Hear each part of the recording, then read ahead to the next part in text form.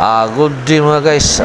Tingnan natin yung mga pangyayari doon sa parisan ni Diwata guys. Tingnan mo guys, oh.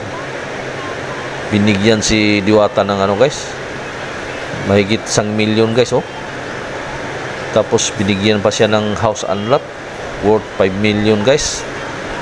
At saka mga ano guys, yung paninda ni Rosmar na worth 1 million din binigay. Ano kaya sikreto ni Diwata guys? Swerte siya sa kanyang pares. Tapos ngayon swerte naman siya, binigyan siya ng ano ni Rosmar. Oh, tingnan mo guys, oh. Nagkahulog-hulog na yung mga pira niya guys, oh. Oh. Oh, mayroon pang isa, oh, hindi pa nakita, oh. Mayroon pa isang bandol, oh. Mabuti nakita ng ano. Oh. Yun guys, katindi si Diwata ngayon.